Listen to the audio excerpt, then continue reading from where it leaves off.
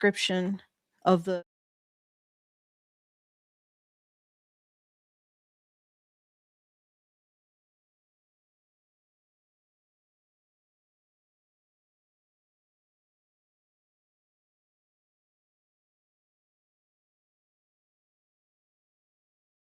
Please give this video a like and subscribe!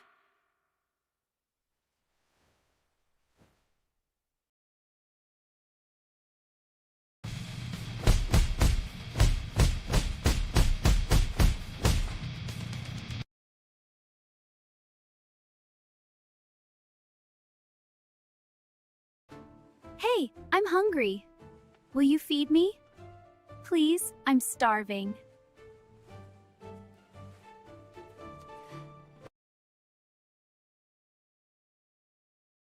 masculinity influencers. So now it's anybody who has an opinion on fitness, finance, financial success, and relationship. Yes. That's yes. a pretty Masculinity influencers, bad. But before you guys in the chat say, well, I know this guy. No, you don't understand. How do they define masculinity influencers? Is literally any person that's trying to help men in any way at all online. There are some who have gone so far as to say that they want the 19th Amendment repealed. I would support that. They're doing better in education than boys.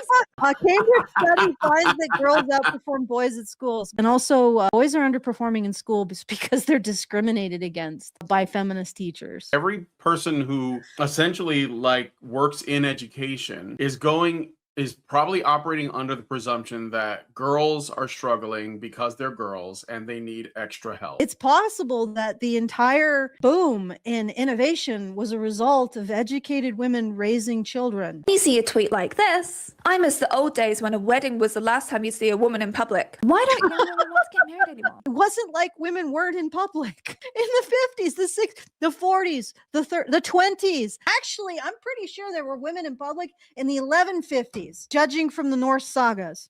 If manhood is something you earn, then manhood isn't a male privilege. It is an earned precarious status that can be lost. Boys and men face stricter rules and harsher sanctions for nonconformity than girls and women, especially around weakness. So men cannot be weak, but it's not good if they're strong in Western countries. That's our equality that we've created.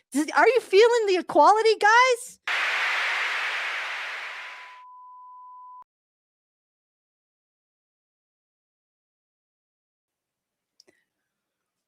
All right. Good morning, good afternoon, good evening, wherever you may be. And welcome back to Honey Badger Radio. My name is Brian. I'm here with Allison. And this is Maintaining Frame. Pearl called it, where we're going to be looking at some of the recent happenings with regards to this sort of e-girl drama that's been happening lately, but also relating it to something that is poignant. It's actually just looking at an incident and extracting from that the pattern that we can't unsee.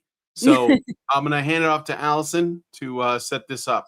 All right. So it's the recent dust up between, I think, Pearl and Sarah Stock. Actually, the controversy, I suppose, is with Sarah Stock. And just a brief overview. Apparently, she was sleeping with another man when she was, or maybe just up to the point where her current husband proposed to her. And it's, of course, blown up.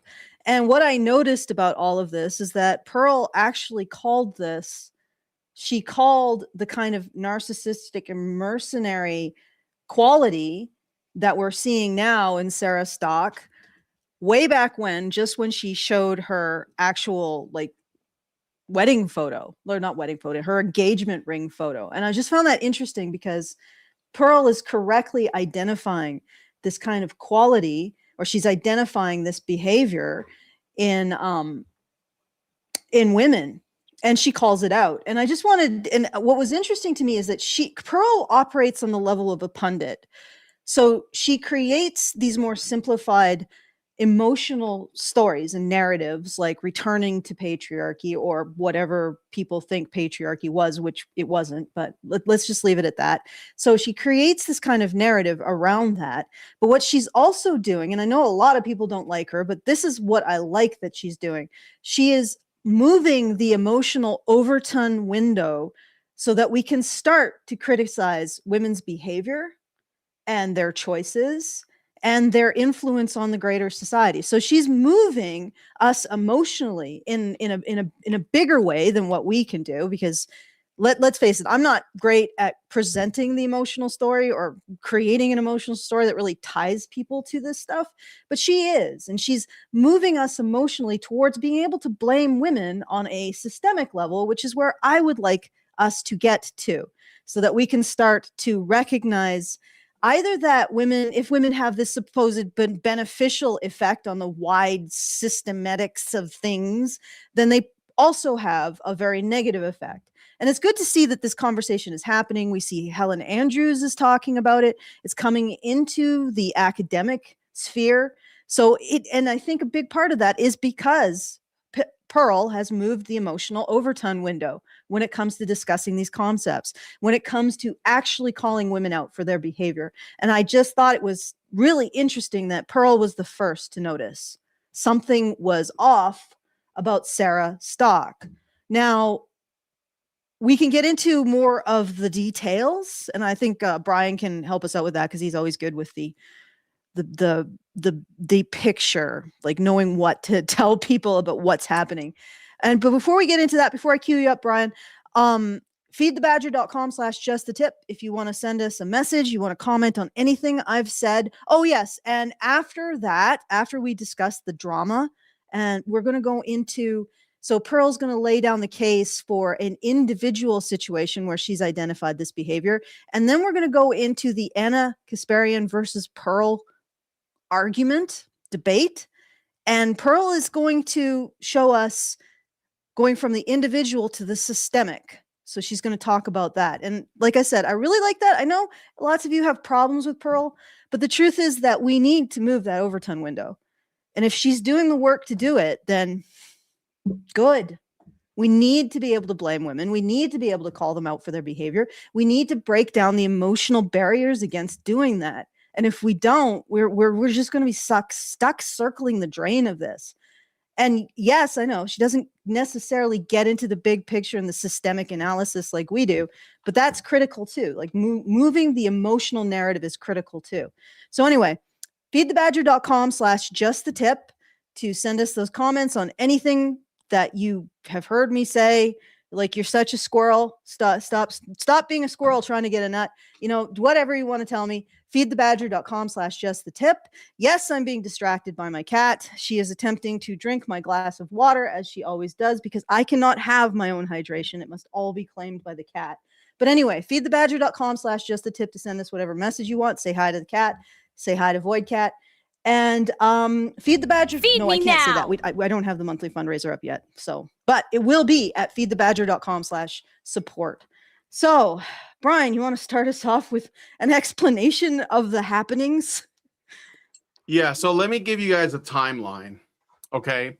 So it's important to see the timeline events, because this is how I view things. Is I see, like, my whole thing is with regards to talking about men's issues, is I keep since most of this discourse is online, and that's the truth, like 90% of this is all online stuff, then I'm looking at everyone who's talking online to see who gets closer to talking about men's issues and who is an obstacle to that and who moves away from that. And that involves me paying attention Brian? to the various personalities. What? I don't think the vertical stream is streaming. What? The vertical stream? Oh, hold on a second. Yeah, so I think we have already our first technical difficulty, but I have It's all right. It's all right. It should be going now. I don't know why it wasn't. Okay. Let me see. The vertical stream. Yeah, there it goes. Sorry about that. Okay. Good. Apologize for those of you who missed the opening. So I pay attention to what people are doing in the space. And so there's one person that we used to quote a lot are these guys from the Majority Report, which are like progressive YouTubers. You guys remember the famous, literally 100 or so years ago, women were still viewed as chattel. Those were the Majority Report guys, and they still are around. And so Sam Cedar, who runs the Majority Report, was doing an episode of Jubilee called Surrounded. And this is relevant because I'm just telling the backstory of how we got here. And Surrounded is when you have one person with an opinion, surrounded by a bunch of people who have an opposing opinion, and they take turns debating that guy in the middle, right? And I think Jordan Peterson did one, stuff like that. Okay. So, and Mehdi Hassan did it. So this was with Sarah Stock. The first time I ever saw her, okay, she was on this. So I'm just going to show you, this is the question or the statement that needs to be refuted is, unless you're a billionaire, religious fundamentalist, or a xenophobic nationalist, voting for Trump was a mistake. This is a political question. I understand that. Bear with me, please. Don't freak out. So we're going to listen to this. Okay, there's no sound right now. So I got to this is a thing that happens with this tool. I don't know why. Okay. So let's do it again. Hi. Sam. So I actually think that this liberal world order needs to be thrown away completely, and I think Christian nationalism would be a good alternative. What we're seeing Is right that now. me? Congratulations. Yeah, and Am I echoing? yeah, I think What? Am I echoing, or is this just a poor recording? What was that? Am I echoing, or is this a poor recording? No, I think it's just here. I'll put my headphones on. It might just not be a great recording. No, I would So not no, it's doubt it. fine. It's Looks fine. like they I'll recorded just in plug my some kind headphones of in. That should closet help. or My point is, she shows up out of nowhere. You have this blonde girl. She sits down and she makes like a crazy statement. Okay. Xenophobia is good, actually. And with the sort of like fringe Zoomer right, this was popular. And then she suddenly blew up. And she was like, for some reason, it's like the other girl who basically just said an N-word on like an Instagram video, and then she blew up, and now she's like doing the rounds on all these sort of like, dissident right, supposedly Paleo Christ Con types websites. And I saw that and I was like, okay, well, whatever. She's trying to be edgy, but it worked out. It worked out so well that I guess she got a job working for this guy named Elijah Schaffer, who ran a website, I think called, oh man, he had a YouTube channel. I think it was called Slightly Offensive. And it started off as a man on the street thing. And then over time, he became more and more sort of like, identitarian and doing more content along those lines.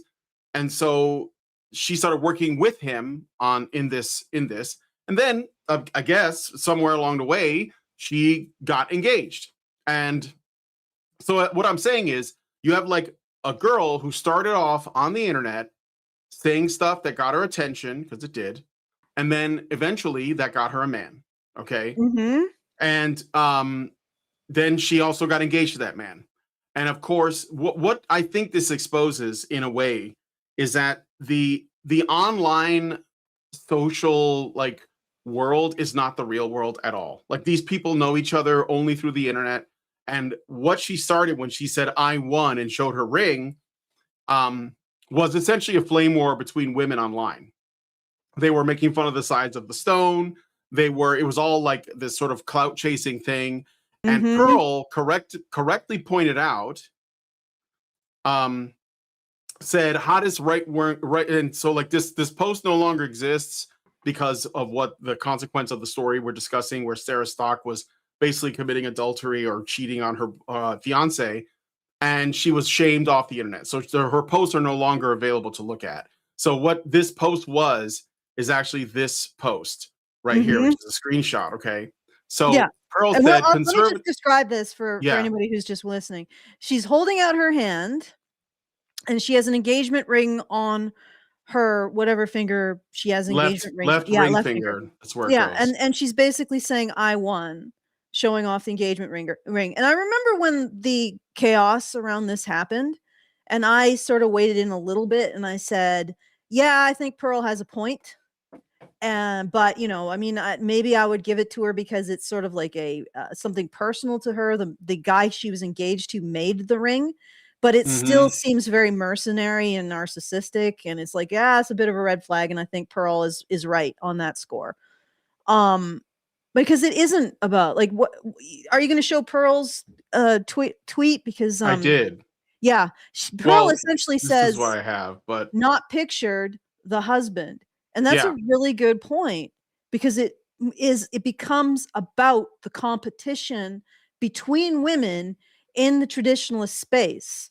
Like the competition in the liberal space between women is how quickly you can yeet a man, or how much you can say you don't desire men, because it seems to be more around rejecting men in the liberal space. But in the traditionalist space, it is still about, getting a man. But both cases, it's not about the man. So I think Pearl had a really good point here. You're not marrying a ring, you're not marrying a marriage ceremony, you're not marrying a party, you're not marrying your friends having fun for a night. You are marrying a man, right? And Mhm. and I think that, like I said, I think she really did hit on something when she criticized this behavior. But anyway, I think why don't you update us on the latest happenings? Yeah. So then, Sarah Stock took advantage of this. Obviously, everything, and this is what Pearl has said, and I've said this too. A lot of all I can call them is like conservative LARPers. Like they're building a brand for themselves, and they're showing it all to the internet. So that it has like it really reeks of being fake, because I know real like conservative people, and they're just not online at all, right? Yeah. They're just doing their life. So people who are saying, here's my trad life all over the internet, I'm wearing costumes and I'm baking bread and I'm doing this stuff, it just screams this isn't real, but I'm It's doing this for performative. likes, in the same way that you have like a girl that dresses up like a goth, a goth mommy, or a whatever. Like they play a character, they're presenting a character to the world through the internet, and it gets them likes and thumbs up and shares and such. So I get that's what I believe Sarah Stock was doing. I believe that's what Lauren Southern does. I believe that that's what Brittany Venti does. I think that that's what they all do, because they're perpetually online trying to shame other people for being perpetually online while downplaying their own perpetual onlineness. And if you are perpetually online, just admit it. It's okay. But don't try to pretend to be something you're not. And that's where all the infighting, especially amongst these women, comes from. And I don't think it really matters how they brand themselves, because it is as they say, you by their seeds, by their fruits you shall know them, right? So it's what they're doing that shows who they are. And Pearl was correct on this, and this is why she got the most hate of all, which is, I find it weird that people say she's a grifter when she's literally doing the least popular things. Pearl's the only person with the platform she had that gave a platform to Allison, to Karen, to Paul Elam, to Janice Fiamengo, to Tom Golden. She did that. None of these other people who claim to care about men and have massive platforms have done that yet. None of them. Pearl has. So I gotta get Mike Buchanan. She spoke to him, right? So that means that I'm not saying she's good at what she does, because she has her failings, but I don't think she's ill-intentioned. And I think, like Allison said, she is taking necessary risks, exposing, this behavior online on an emotional level to get men to see it. And the truth is that more and more men are seeing it. And Sarah Stock, we're going to get back to her, did no favors to herself or this whole thing. So Sarah Stock, while you guys are letting all what I said sink in. So Sarah Stock, I haven't really followed. I don't pay attention to those people that much, but it came out at a recent CPAC that she was caught or something in an affair with Elijah Schaffer. Elijah Schaffer is the guy who ran that YouTube channel called Slightly Offensive, and he has been definitely more on the Groyper side of things politically.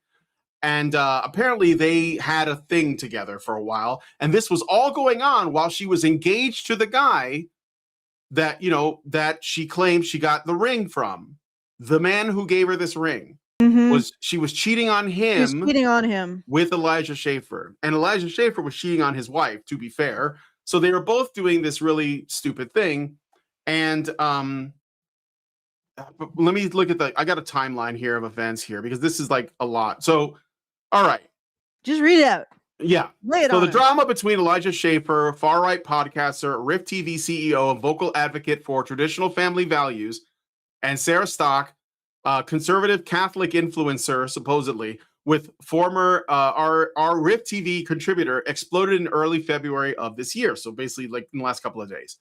It centers on allegations of a months long. This is from February of last year, so like a year, almost a year, close to a year. Extramarital affair between the two, which surfaced amid Schaffer's divorce from his wife, Kezia. Key points from the reports and leaks. Milo Yiannopoulos. So Milo's the Yiannopoulos, who is the guy who broke the story on this, posted threads and audio recordings claiming the affair began in February of 2025 at CPAC, lasted about 6 months, involved heavy drinking and some drugs, pregnancy scares, and at least one alleged abortion. Stock allegedly worked for Schaffer RIF TV. Leaked audio purportedly features Stock describing the relationship and expressing guilt/regret while deflecting blame towards intoxication and pressure from Schaffer. So she got caught, and then in like some recordings, I have them here. This is the thing that really pissed me off, actually. I'm going to see if I can find this here. I think it's there's a video of Milo shared in the video. I'm trying to find it. Okay. Here it is. Stock's husband has met Schaffer many times, but did not know about their sexual relationship when he proposed. Here's the Milo thing. In this recording, Stock can be heard admitting to the affair, adding that she does not plan to tell her husband about it. So I know this is really bad audio. It might be. Maybe turn it up a bit. No, I can't. I got it maxed out, but I can read the transcript of it. Yeah, just read the transcript. But don't use your squeaky voice. No, I'm not. I'm just going to talk normal. So this is what she said, okay? And this is why I think this is crazy right here. So we have two people. They engage in an extramarital affair. Okay, that's straightforward, messed up, but it happens, okay? And I condemn that, obviously, as behavior goes. It's terrible. But when she's caught, her side of the story, since she's like allowed to like spill her guts on this, I think gets a lot darker. So she says, but it obviously was my fault too, what happened between us. So she's like, oh yeah, I'm like at fault to some degree here. But even that was like not like, I don't know. I felt like it was like, so she's very like talking really weird. Like he got me very intoxicated. Like I don't even like remember most of it. And I was even like thinking back because it was like at CPAC. The 2 nights. Okay. And he's like, right. you're, and then Just somebody else, she says, and the second night I was breaking out in a rash. And so he's like, oh, get some Benadryl. It'll help with the rash. And now I'm thinking back, and it's like, that's probably why I blacked out, because he like intentionally gave me Benadryl and he like sent me a bunch of shots and stuff. And it's like stupid on my part to go along with that, you know? So okay, wait. Can I just get clarification? Yeah. All right. How long was this relationship? Months? It was like 6 months. Yeah. 6 months. And it started at CPAC. Okay, I see. February of last year. I see what okay, friends, no. She's probably going to be, this is going to get deeper. This is going to get deeper, and this is a little bit disturbing. She's probably going to frame this as the beginning of a Stockholm-like relationship where he sexually violated her at CPAC. And I can see the movement of what she's saying here too. She starts with, oh, he's like, get some Benadryl. It'll help with the rash. And then he moves to, because he like intentionally gave me Benadryl. Okay, so he told you to get some Benadryl to help with your rash, and then it suddenly becomes he intentionally gave me Benadryl. You see what that's happening? The threat narrative is being spun. No, this is absolutely being, and this was like a private conversation between her and this other guy that was actually leaked afterwards. So, and in the recording, the other guy is so simpy, man, so simpy. He's just like, oh yeah, totally get it. Oh, that's really messed up that happened to you. I'm so sorry. Like, I'm just like, dude, she could be lying through her teeth right now. Just about, oh, he did this to me, even though we're doing this for 6 months, and I'm really upset that I got caught. You know, Jail Ball says that's grape if true. It's grape if she took Benadryl and then she took alcohol, like alcohol shots and shots. Yeah. right? I mean, the thing is that this is now a he said, she said, and the timing is extremely suspicious of this allegation. Like the relationship is found out, the cheating is found out. This is exactly when the allegations start. This is exactly when the allegations start. And now there's no way to determine what happened. It's a he said, she It's her said. word against his. Her word against and, his. Yes, and her word will trump his. That's what I'm saying. When I saw this, I was like, this is tremendously irresponsible, but consequence free for her. She can just say this stuff. And this is why I zeroed in on this particular bit of drama, because I see a very dangerous threat narrative being created. Like right when she said, oh, he gave me something for my allergies, for my rash, and I blacked out. I don't remember. I guess something happened. Oh no. And this is like 6 months into a, like a sexual relationship. And when I think about and look, I know this is anecdotal, but I think about all of the times that I've interviewed falsely accused military personnel, and many of the stories I've seen on college campuses, like, Brock Turner, for example, of people getting, girls basically getting wasted or just not getting wasted, doing drugs or just sleeping with men, and they're cheating on their boyfriends or they're cheating on their husbands, which in the military happens a lot. Like military guys, they go to shore leave or something. They come, they're overseas and there are women there, and they're basically there to pick up military dudes. And those women are often married or in serious commitment relationships. And when they think they're going to get caught, what do? Well, either I get caught and I lose my husband or I lose my boyfriend, or I can say that guy raped me. And that's what they do. Like that's what they almost do, yeah. Every story that I have had, every anecdote where I've had a guy in the military who got completely screwed over and went to jail or lost, dishonorably discharged, put on a sex offender registry.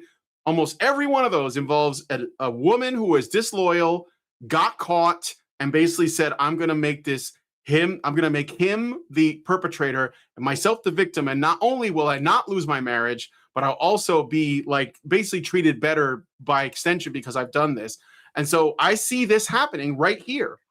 This is like, I see that. Like, that's what it looks like to me. Again, we don't I don't know what's going to happen because from what I understand, both Sarah Stock and Elijah Schaffer have basically disappeared from the internet for now. Milo told Elijah to go, take a break and get some help, some rehab or something. But yeah, Sarah Stock, just out of embarrassment, from what I understand, just left the internet. And but I mean, if this victimhood story goes through, though, she'll be back. Because then she's going to come back, not just come back, she'll come back with fanfare. They'll throw parades for her because she exposed or she might come back and be a feminist all of a sudden, come back as a feminist hero for exposing the far right and their rapey ways, in the same way that Lauren Southern did when she made her big expose video exposing the men's rights movement and provided no receipts, just made a bunch of claims and just threw the whole MRM under the bus. And all of a sudden now, she's got her own little parades as well. So this is why I stuck to this now. And I will say also that, yeah, I mean, women are the same everywhere. So don't the whole, if there's a woman online and she's in her late 20s or 30s and she claims to be trad, she's probably not. So just stay away from them. I'm just saying, that's another thing to look out for. So the story is basically that. I mean, Milo said he said, I'm in touch with Elijah. I told him to get off the internet for a couple of weeks and go back to rehab. It's better for everyone to just rip the Band-Aid off. So I'll share with you over the next few hours the info during the rounds in private. I'm not going to go into that stuff. I just wanted to show you all what had happened. So the Pearl did a victory lap on her channel because she said, she said, Sarah Stock is fake. She's using men to uphold a brand to grow on social media because social media is what for women? It's Call of Duty. So she was using it to raise her platform. and it worked. And then, like, now that she's caught, she left, but she'll probably come back. So this is what I think that I took from it, is like specifically this suggestion of a the implication she's making, and she's very careful not to like overtly make a, like, say, an accusation, because then she'd have to prove it.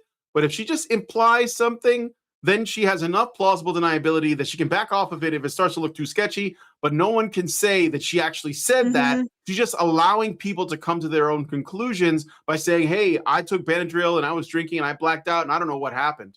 I guess we had sex. I don't know. And then people, because they buy in this feminist narrative of, like, if the woman is drunk, it's rape. So, like, they're just going to go along with it. So this is like the thing that she's doing. Yeah, and then somehow 6 months of effective cheating disappears. And the thing is that if you allow this entire sequence of events to be true in the way that it looks like she might be, testing the waters to make it so, then you can't accept women as actors. You can't accept the fact that they can sign contracts or take credit or get jobs, because I'm going to tell you why. All right, let's assume, for the sake of argument, that there was some, shady, coercive things going on by Elijah, and that he did engage in this in CPAC. Is she not responsible for the next 6 months of staying with him? If this unpleasant experience, she does not seem to have any responsibility to inform people of it when it happens, when the police could do something about it. I mean, probably still can, but it would be in a situation where she's not going to be protecting other women or men or whoever Elijah's going after, right? She didn't do that, right? She just sat on it. She continued to have a relationship with him, okay? If a woman can't know her own mind enough to recognize criminal behavior and be responsible for continuing to engage with this person on a sexual level in the context of hurting another person, because this isn't just her having a 6-month fling with this guy. She was obviously in a very serious relationship with the man who eventually proposed to her, who apparently thought she was a virgin. This one detail that I heard, and she claimed to be when she was on the whatever podcast, but according to the timing of that, it was impossible that she would have been a virgin. She was just, that's what I'm saying. She's lying about who she is for clout. She's not trad at all. Let me just finish my statement. By their fruits you shall know them. Go ahead. Okay. Like she is in this relationship, this serious relationship that's moving towards marriage, while she's having this torrid affair with this other man who she alleges started with some kind of sexual impropriety at CPAC, and she has no sense of responsibility. Like, yes, is this what she's presenting? If people are going to allow her to present this as a plausible narrative, they have to have a particular attitude about the women's brains, that they are frail, incapable, and irresponsible. Because if she is having this negative sexual experience at CPAC and it results in a 6-month torrid affair while she is in a relationship, a serious relationship with another man, she has no sense of responsibility. At the very least, at some point, she should have recognized, if it really did happen as a result of some kind of sexual trauma, she is hurting another person by continuing to engage with this man who allegedly did this traumatic thing to her. Does she have no responsibility to the man who's supposedly in love with her, she's going to marry? No sense of responsibility to anybody else she could protect from this predatory man, alleged predatory man, allowing that her story is true. Like, you're essentially, to allow this as an acceptable behavior, you are accepting that women do not operate at the level of an adult man. They don't even operate at the level of a 12-year-old child, right? Because people wouldn't allow a child to say, well, blah blah, this happened to me, that's why I had to be mean to Susie for 6 months. This is why I had to continue to steal from. You're still responsible for your unethical behavior. Like, that's really unfortunate that what he did in CPAC, that doesn't excuse, if it is indeed true, that does not excuse you cheating on your husband, on your fiance, or on the man who would become your fiance. That doesn't excuse it. And in fact, it makes it incredibly confusing. Like, why would you continue to be in a relationship with a man, okay, who put you through some kind of sexual trauma when you're in a relationship, a serious relationship with another man? You have no sense of responsibility to that betrayal of the other man. None whatsoever. Again, it makes women's brains out to be not even human, just cockroach level of stimulus response. And it's disgusting. People who will excuse this woman on these grounds are disgusting. Their thoughts about women are disgusting, because you are not allowing her advanced cognitive behavior, advanced morality, and holding her to the standard of ethics and morality. You don't fucking do that. You especially don't do that as a result of some dude being traumatic towards you. Like, good Lord, like, why didn't she couldn't say no? She couldn't say no, knowing that another person, a man, was being harmed. A man was being harmed. Well, not just a man, like the man that she's supposed to commit herself to. Imagine if a man was in that situation. Okay, so imagine it was Elijah, right?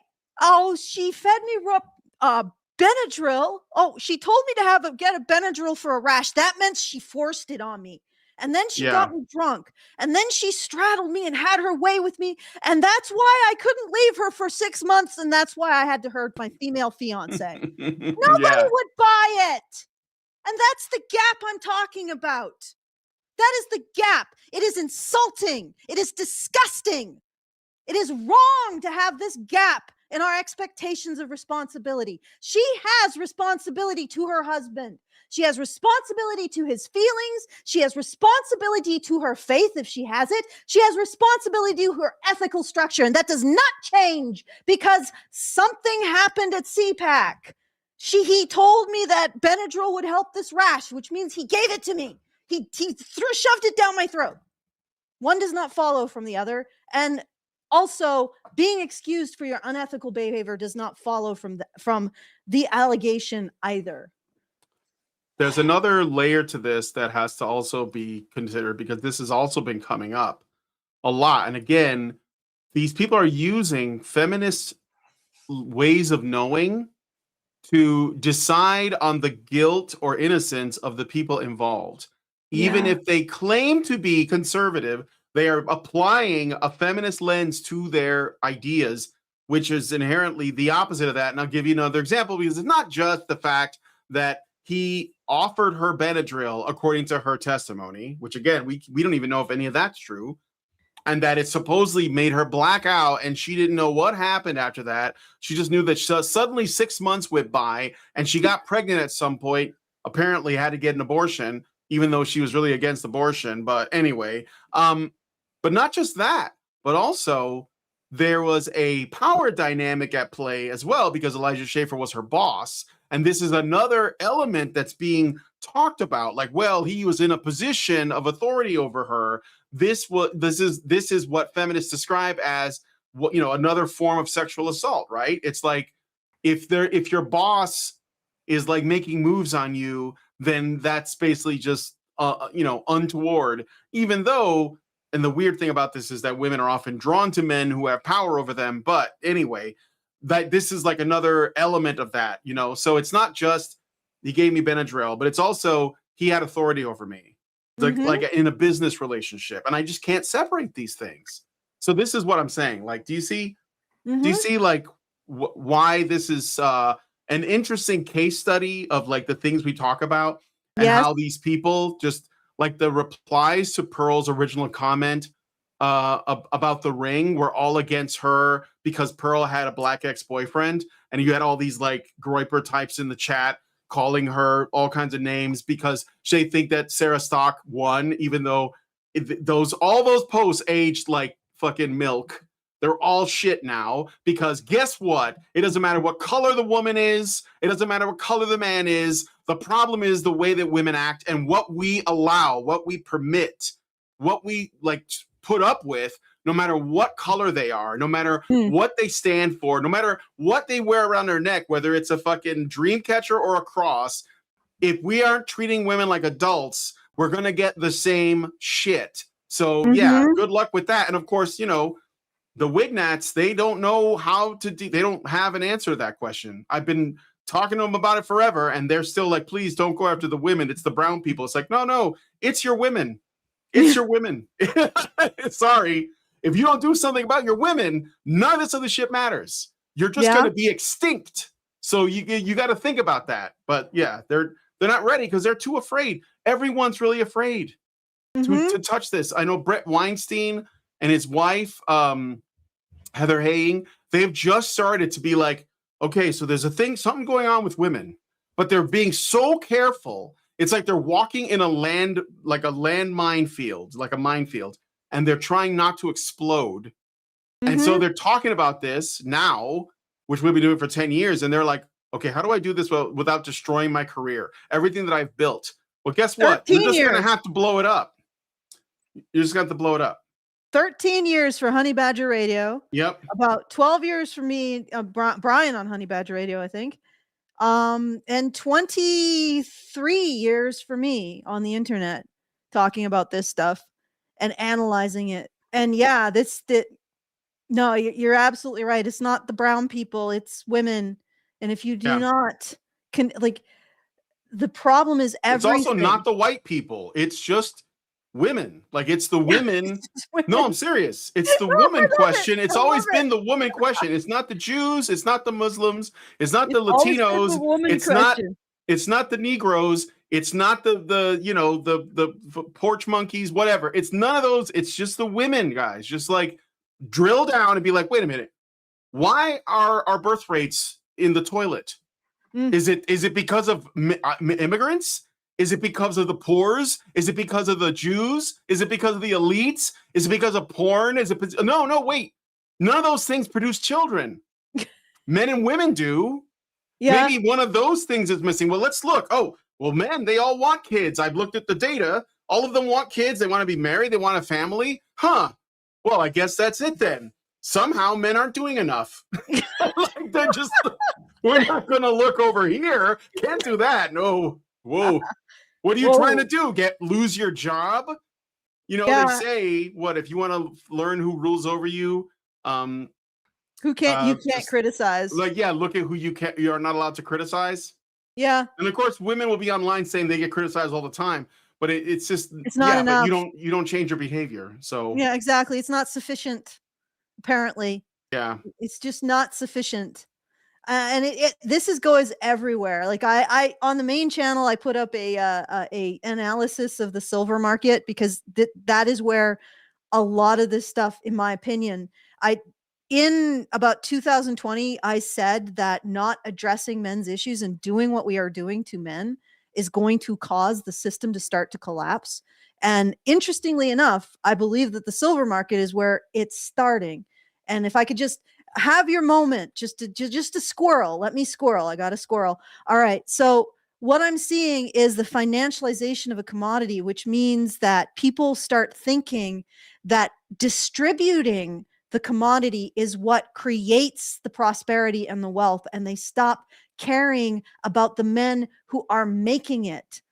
And when they stop caring about the men who are making it, they start pushing down on them and creating destructive situations that these men can't navigate, which ends up destroying their ability to make the very commodity that is supposed to be marketed by these financial regulators. And that's what's happening. And that is an expression of this kind of blue stocking femininity, because that kind of femininity denies men's right to their male moral frame, which is about consequences in the physical world. It's about systems. It's about boundaries and policing, right? And when you do that, you look away from what's productive and what is foundational to that productivity, and you start to get into this magical thinking about finance financialization creating productivity. And it's just really like, this is deep. And I know that I'm only giving you a really brief overview, but our inability to say to women no means that they have brought this attitude, this kind of magical thinking, this suspicion of oversight and boundaries, and this overemphasis on trying to protect the vulnerable everywhere. And Helen Andrews is starting to bring this out more in academia, but it's everywhere. Academia exported it into the financial industry. It exported it into government. It exported it into NGOs. Law. Yeah, law. It exported it everywhere, this kind of thinking, and everywhere. It exported it into the publishing industry. And everywhere, it's actually grinding down and destroying the structures that allow our society to function and allow it to be productive. And that's big. So yes, we absolutely need to be able to call out women. And we, on an individual level, but we also have to recognize that as a group, women bring certain attitudes to the workforce. And those attitudes are corrosive to academia. They're corrosive to the commodities market. They are corrosive to business and government and law and publishing. They're corrosive. And we can't recognize that. And honestly, what the solution to this is, I don't know. I think it probably will involve expecting women to take responsibility for themselves individually and their instincts to do things that are destructive and damaging, right? And to do it out of a desire to feel self-righteous over men. Because that's the real thing. What they're exporting is this feeling that women's ways of knowing are far superior to men's, crass cynicism and thinking that you can't have your cake and eat it too, and magical thinking doesn't work. That's part of it. It's a huge part of it. And it's something that women seem to be drawn to. So yeah, there needs to be some kind of oversight that tells women to shut up and occasionally submit. And submit sometimes and listen to men. I wonder what that could have been, But it comes down to the emotional ability to hold women accountable, to hold them accountable on an individual level and a systemic level, because men have been held accountable on a systemic level since the Epic of Gilgamesh, and probably well before, because that's a written down version of some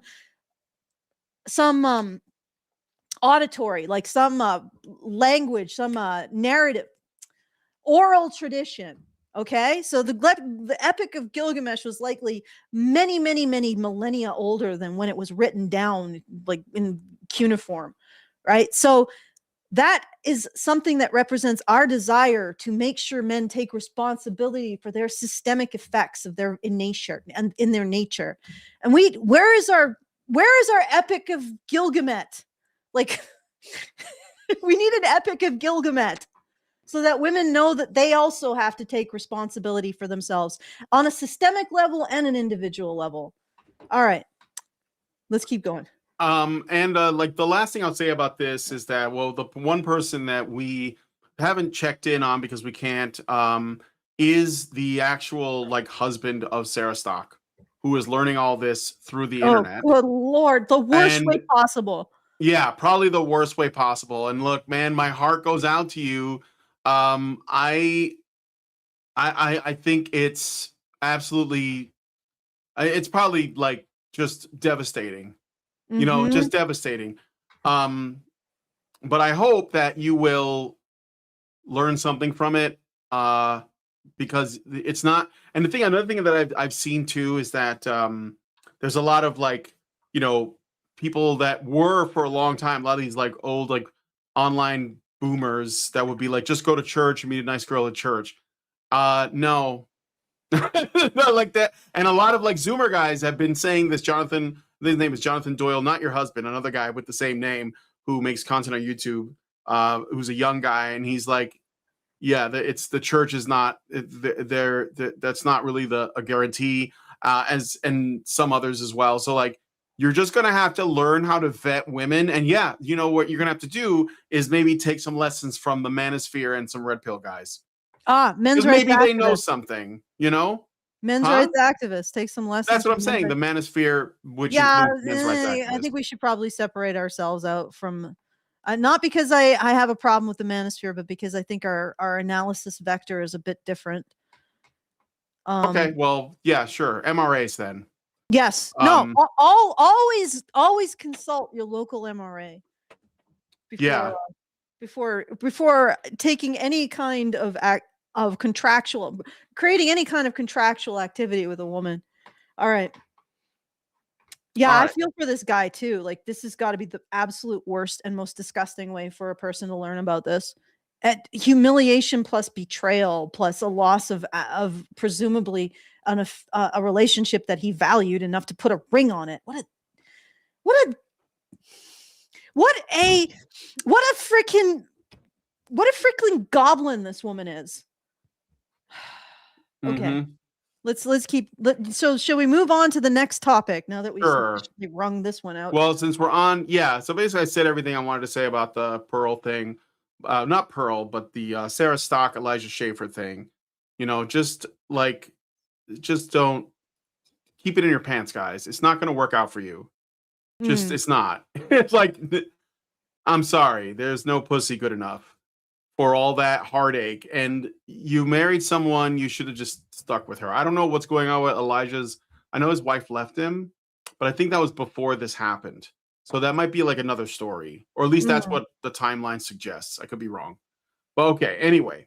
So now we're going to look at something that started a while ago. Pearl Davis, again, she did a debate on this debate show. I don't remember what it's called. World War Debate, I think. It's a little bit cringe, but the debate didn't go well for Pearl, but I think that that's more about the fact that Pearl she's not really a debate person. So let me just put that on the screen.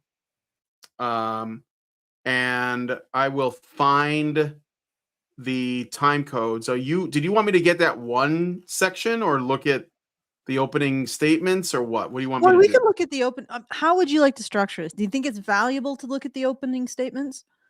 I guess we could start with that just to get an idea of like what their arguments are. I mean, it shouldn't take too long. So, Okay. yeah, World War Debate. Let's do that. Okay. All right, let me see. We try to let the other person answer. I'll try to jump in as I can, but not have the right. All right, here we go. On Tim Pool's Culture War podcast, my opponent, Pearl Davis, declared that women aren't really doing much. We're not having kids. We're not really contributing to the economy when you look at output. In fact, she uses this ridiculous assertion to argue that women should not have the right to vote. It's true, the birth rate I saw somebody in the audience was like, woo! has declined, and we'll revisit that in a bit. Women account for 47% of the American workforce. The Council of Economic Advisors found that women have contributed a substantial portion of the U.S. economic growth since 1970, which wouldn't have been made possible without the feminist movement. Oh, I can kill this. Women were responsible. Yeah, she's just throwing a bunch of stats and data out there, and I'll let this finish because I think there is something like that you can learn from this, because if you're going to do a debate with somebody, you have to assume that they're going to be prepared with this kind of stuff, and they're not going to go in like some pink-haired, whack job that's just going to yell misogyny at you. Like Anna Kasparian does her homework, but I think that you can still, like, there's still definitely places that you can, like, chip away at these arguments because they're not as strong as she thinks they are. But okay, let's keep going. For nearly 40% of total gross domestic product, amounting to a whopping $7.6 trillion. Of course, that figure doesn't include the trillions of dollars in unpaid labor women do every year, tending to the household, raising children, and caring for ailing parents. And when it comes to certain sectors of our economy, women are a dominant and indispensable force. Like in the healthcare industry, where they make up nearly 80% of workers, according to the Bureau of Labor Statistics. That's 16.4 million women.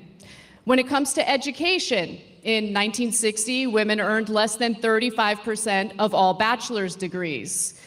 Today, they earn roughly 58% of all bachelor's degrees, which Pearl herself benefited from after graduating from Elmhurst University.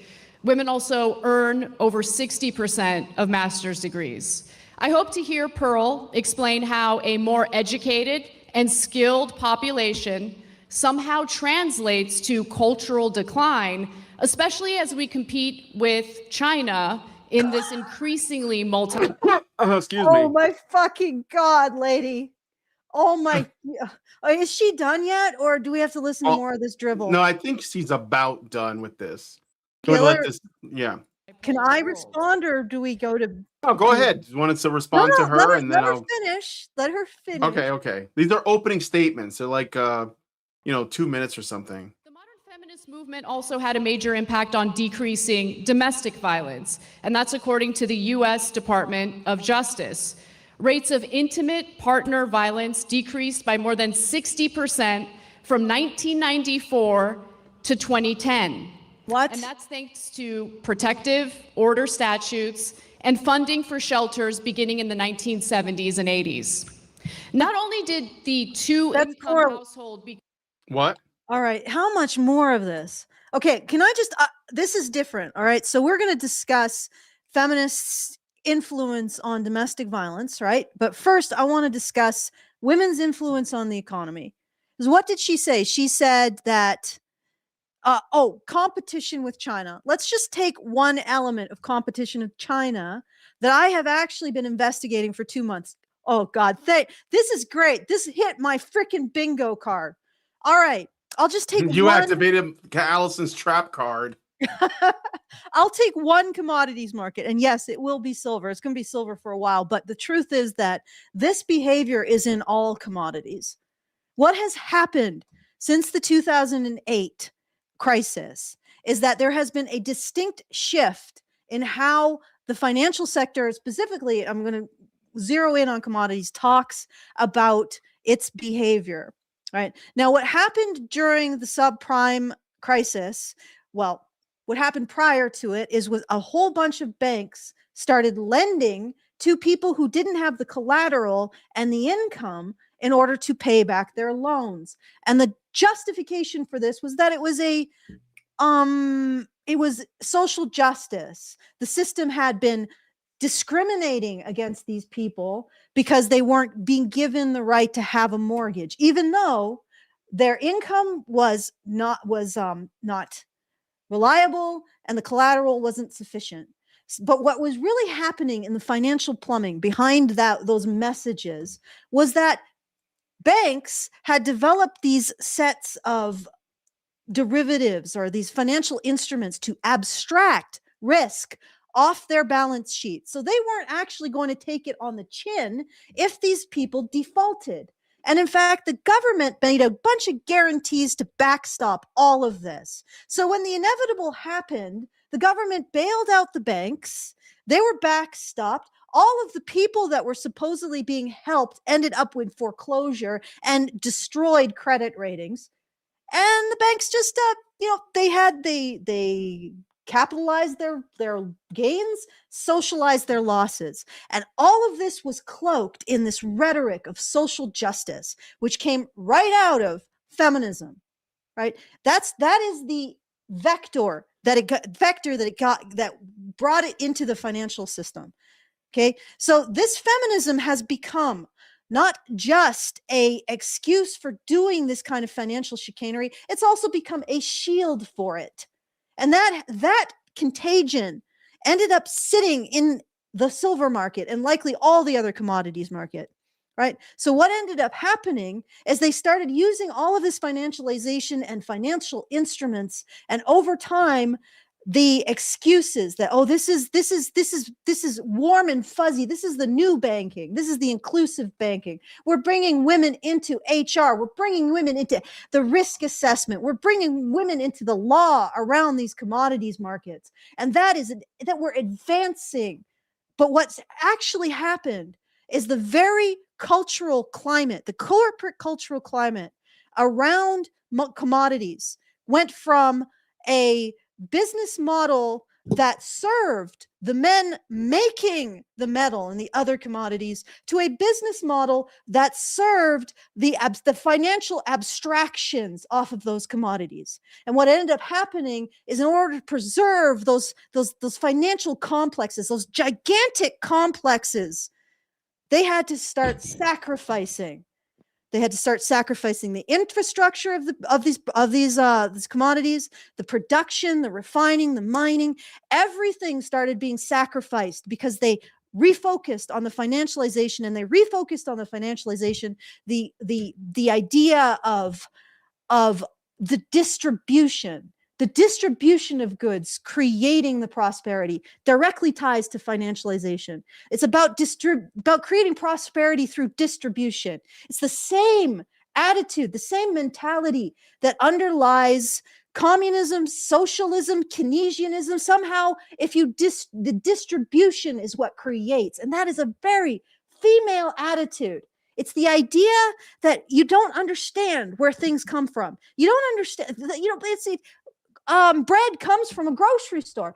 Eggs come from a grocery store. Milk comes from a grocery store. That kind of attitude, you don't understand that there is a layer underneath the distribution where the things are being produced. That attitude comes out in financialization. It comes out in communism. It comes out in socialism, Keynesianism. All of these things are the same thing. It's this belief that distributing goods makes the goods, and this denial that there's anything else going on. I remember way back when, God, this must have been 2013. There was this meme going around. I don't know if you guys remembered it. It was the ice cream meme. Do you remember that ice cream meme, Brian? No. Okay, I wasn't really. I don't think I was on the internet much in 2013. Sorry. I'll just describe the ice cream meme. It was a machine that delivered scoops of ice cream, right? And it was the social justice crowd, and it was a simpler time. So it was just men versus women very clearly at that point. So they had this man with an ice cream cone underneath the ice cream machine, and it was just delivering scoops of ice cream. And he put his ice cream cone and the machine delivered 3 scoops, and then he ate it. And then a woman comes up and she puts her ice cream cone under, and she gets a single scoop. And then the male character just starts crying and getting angry and pissed off. And this was shared everywhere, because it was like, now that women have their turn, men are so upset. Oh, look how upset men are. And I looked at this meme, and my response was, who's making the ice cream?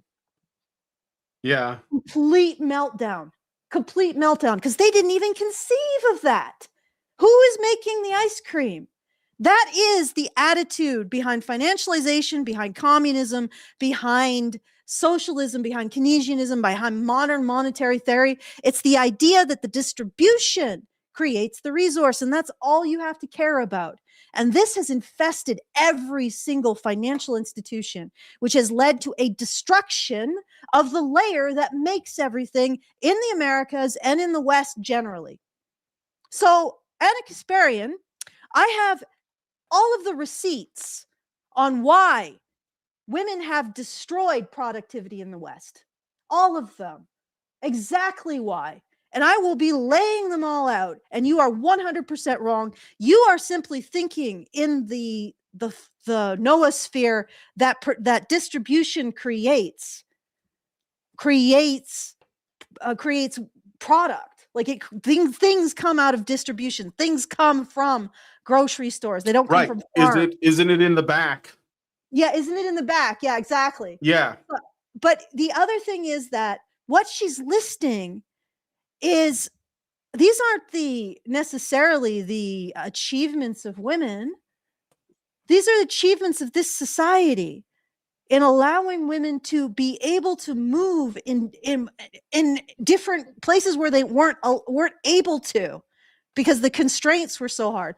Infrastructure, safe places, like you can move around the city. That wasn't always the case in previous eras. So all of that is pinned on men. Like, she doesn't even address that. Oh, nurses or whatever, not men. Well, what about their infrastructure, policing? What about prisons? Making sure prisons are kept up. What about all of that? The stuff that nursing relies on. What about all of that? All of the commodities and their production that everything else relies on. That's almost 100% men. And if you just look at who's being sacrificed to maintain that stuff, it's almost entirely men. So, and she doesn't address that at all. If you don't maintain that layer, it doesn't matter how many female nurses you have or women with bachelor's degrees. It doesn't matter, how many women go to white collar jobs and write 5 emails a day. It doesn't matter, because if that productive layer implodes, we're done, and so go your jobs too. So the priority here should not be women getting degrees or avocado toast jobs or being nurses.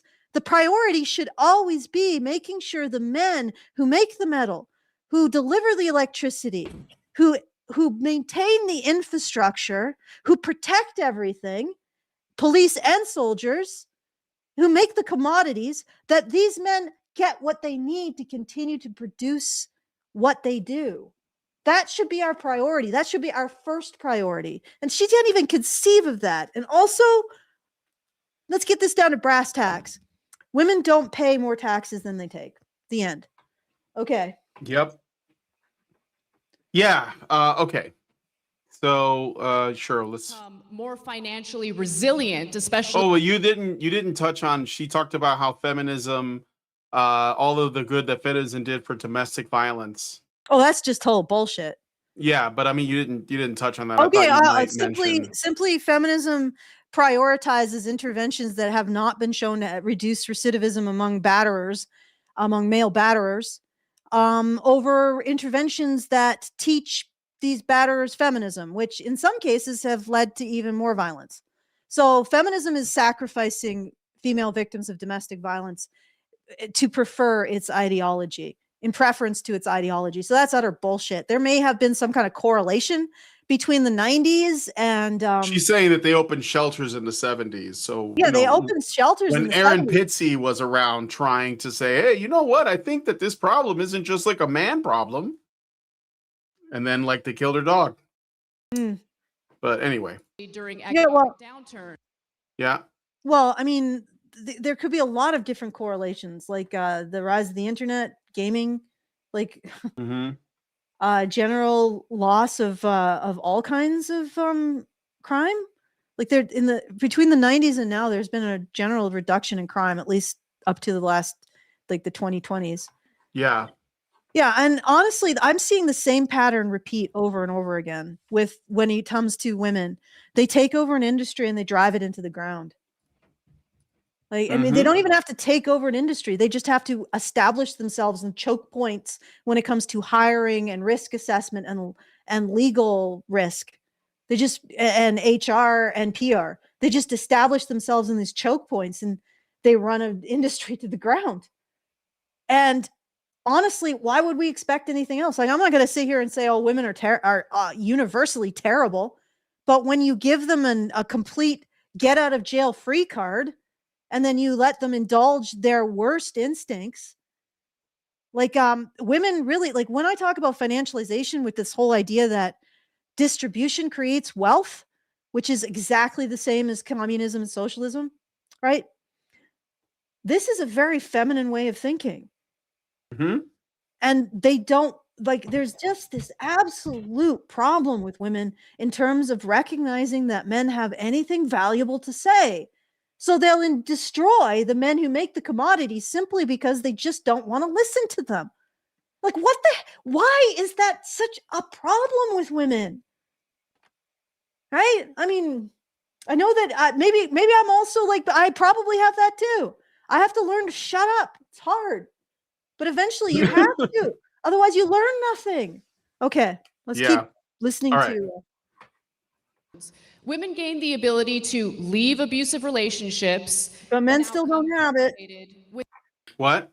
Men still don't have that ability. Yeah. improved child health and educational attainment. A culture that protects people from violence is not one that's indicative of cultural decline. Pearl herself has benefited greatly from the feminist movement, thanks to Title IX in 1972, signed by Nixon, of course. Sex-based discrimination in any school program. Nixon, of course. You want to know what else Nixon did? Took us off the gold standard. Mm. It all Well, she connects, doesn't care guys. about that, does It it? all connects. Yeah. It all federal of it. I'm gonna show you my conspiracy board. No, not now. Okay. But someday I is will. prohibited. Pearl herself had a rather impressive record playing for Elmhurst University's volleyball team, having earned all conference honors as a senior. She later pursued professional volleyball in London. She could have stayed in the United States and served in her role as a traditional woman, but she didn't. And she could have been the traditional chaste woman living out her dream of everything women were supposed to do before feminism. Well, I mean, Huh? yeah, I guess you could get Pearl on. She's in the public talking about these things as some kind of hypocrisy. They try to do that to me too, but I've never advanced any particular way of men and women living aside from recognizing reality. Yeah. And if you want to promote equality, actually knowing what the hell that means. But she is neither traditional nor chaste by her own admission. While feminists would have no problem with her personal. So I don't think Pearl's arguing for traditionalism. They're just arguing against feminism. But Anna thinks if you're criticizing feminism, then you must be then for some imagined, version of traditionalism that I have decided who represents a bunch of things that you don't live up to. Choices, she has made a career bashing women for theirs. Critics often argue that modern feminism has weakened families and resulted in a lower birth rate. They tend to dismiss empirical evidence demonstrating the insidious impact of the internet, social media on modern relationships. They also brush economic instability under the rug despite young people. Where's the economic citing their instability personal coming from? Like literally this whole concept of distribution creating wealth has constructed a gigantic complex, financialization complex that is just on top of now a tiny production and manufacturing, I don't know how to demonstrate this, like just gigantic on a tiny little prop of production and manufacturing now. What you're saying is, I think what you're saying is, correct me if I'm wrong, but everything that we are currently trying to produce, and this is like from not just like physical products that we're making, although that counts too, but all of the things that are required to produce the things that we produce, including all of the, things that people need to like work office jobs and everything else, is coming from a very small number of jobs. So you have like the prerequisite, okay, to start like a company, the you would need other companies as prerequisites for your company, right? So people producing metals and various raw materials and getting them from somewhere and all of that. And basically we're trying to draw a lot more out from very little, and we're not understanding that what we're drawing from in terms of like how big of an industry it is actually potentially too small to sustain all of this like additional stuff, which a lot of it can probably be cut away because you have a lot of made up jobs and stuff too, right? Is that kind of what you're saying? Like, yes, well, the all the made up prerequisite to stuff. build what we have is too small and it needs to be bigger, and we don't respect it. We don't even acknowledge it exists. Yes, is what it is. Okay, Yeah. well, here's the problem. When you focus on distribution, when you make 9 jobs out of 10 in your society about distributing products, distributing commodities, and only 1 out of 10 making those products, making those commodities, establishing that infrastructure that's necessary, what do you think is going to happen Eventually, you are going to run out of the things that allow people to work. You are going to run out of the things, of the raw material and the infrastructure that feeds the rest of the economy. Right? You see what I'm saying? Yes. It's like the ziggurat. You have this gigantic complex of eunuchs shuffling around paper and harem girls justifying the stealing goods from the peasant workforce. And eventually something's going to break because it's so expensive to maintain and it has so little to draw from. Okay. Yeah. Okay. Does that make sense now? Yeah. Finances as the main reason why they're holding off on marriage in the first place. In lieu of discussing those factors, Pearl spends much of her time discouraging men from getting married in the first place. During her debate with Trent Horn, she declared that men are better off shacking up without ever getting married. Her reasoning? Women are too fat and STD infected. 25%, that's a lot. You did say that. She didn't stop to think. What? 25% is a lot. 25? I thought it was 45. No, 25%. That's 1 out of 4 if it's true. Which I don't doubt. I mean, again, like if you celebrate promiscuity, then you're going to get what that comes with. Mm-hmm. I'm not saying that I'm not making like a value judgment on that, but if you're a man and you don't want an STD and you know that 1 in 4 women have STDs, you're probably going to avoid women, or you're going to be careful about the ones you get involved with. 25% of women that's a massive number. About how they contracted the STDs in the first place. Data from the National Library of Medicine show that modern men are just as promiscuous as modern women. Okay. Yeah, but if women are 25% of women have an STD, and we know they're banging a very small percentage of men, blaming the very small percentage of men for being promiscuous when their promiscuity is rewarded, it's kind of silly, because women also decide, yeah, I know we're dating the same guy, but I don't care, right? Mm-hmm. So well, I mean, it's really hard to blame men for that. Like as a group, for the small number of men who are capable of having rotating harems. It could literally be like 1% of men that has an STD and 25% of women who caught it from that 1%. Mm-hmm. That's not really an L for men. No. Just saying, No. So. Yeah. So what does women are? What? Okay, did she just drivel on like this for? No, that she just has like a bit of a long. You want me to just jump ahead, or do you want to hear the rest of it? Okay, well, no. How much longer does it go? Let me see. So she is almost done. Okay. Yeah, she's just about done. This is the end of her thing. In bad shape, and in the United States, we can discuss why, but feminism is not the reason. Very good. Thank you. Nice job. Okay, Pearl, we got 5 minutes. You're going to be on the clock, and let's go. That is. What was the title of this? That feminism is what? It was just a debate on feminism. That's it, but there wasn't like be it resolved. Feminism is. No, it wasn't. It's not that formal. That's why I'm saying the debate was kind of it wasn't that professional. It wasn't like the Monk debates or Oxford or something like that. It was just like a couple of people. That's all. So. Okay, let's go. All right. Most debaters and commentators are elitists who tell average Americans from their ivory towers what to think and how to feel.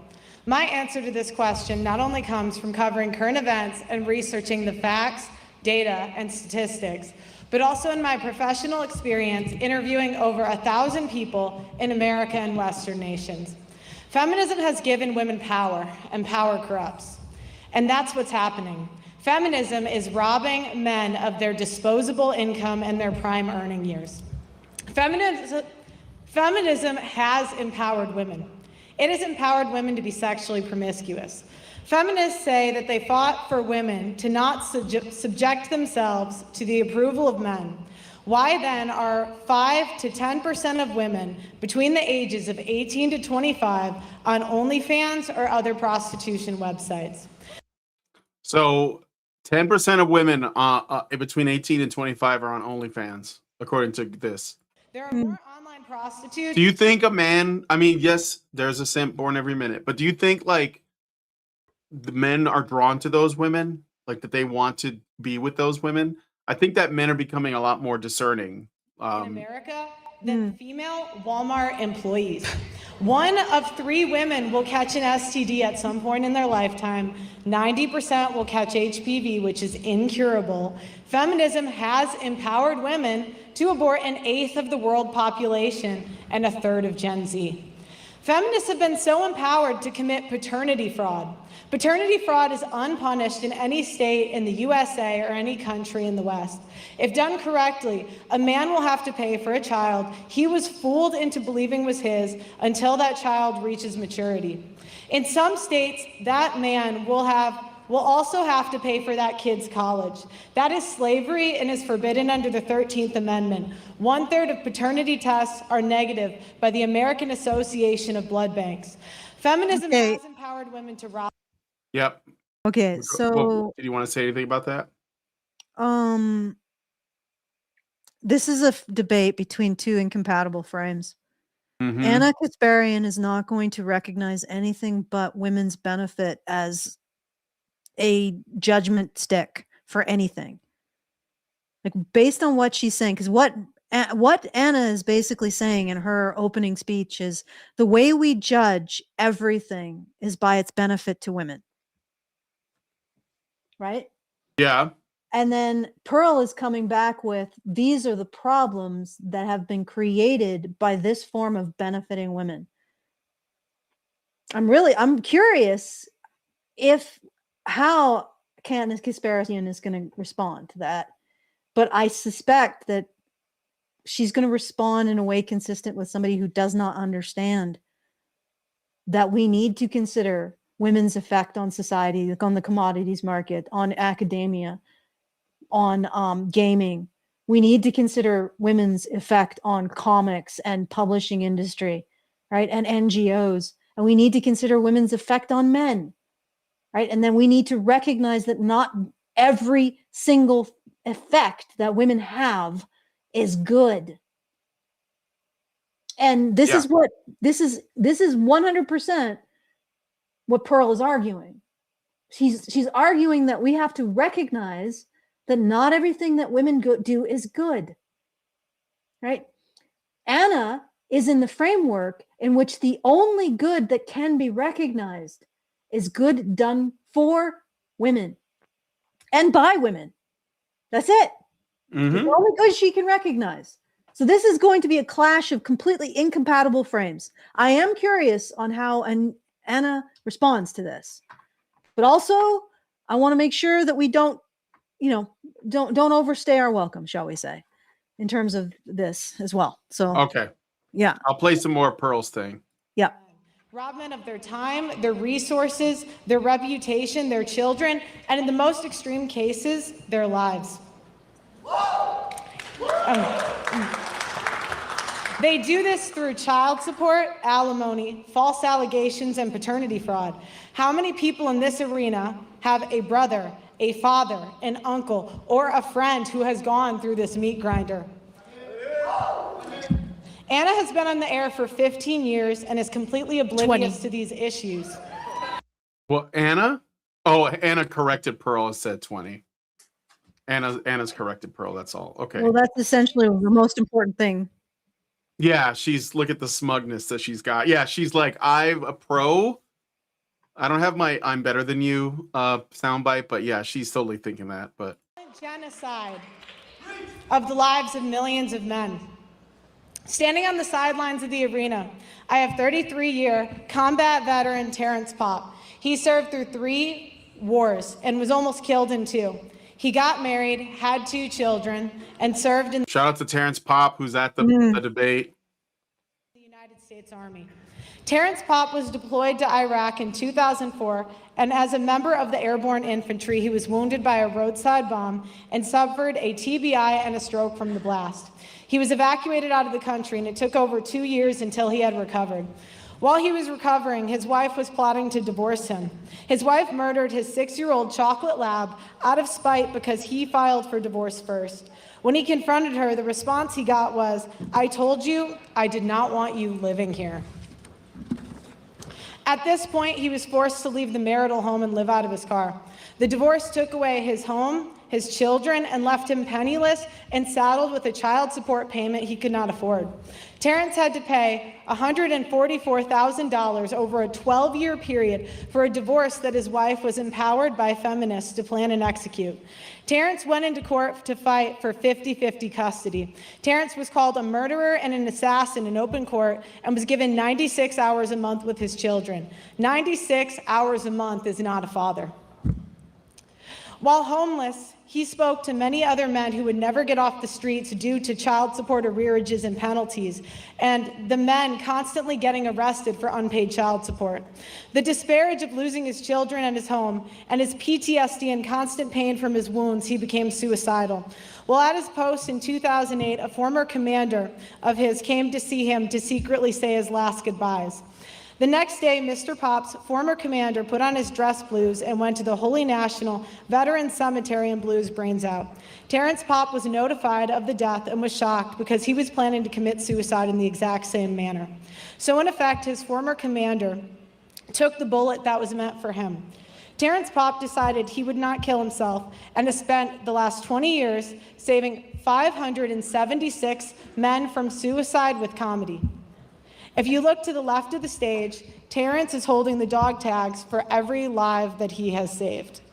Now, why am I telling you this? Shout out to Terrence. Yeah. So, all right. So I got a super chow. Not a super chow. It's a super chat. I think it's a super chat from Oh yeah, guys, send in Bud those super chats. Lexi 9319 who gives us 150 NGNs. I'm sorry, I don't know what an NGN is. But he says, great show. Thank you. And it gives me like a shades, smiling with shades, smiley face. Thank you, Bud X Lexi. Appreciate that.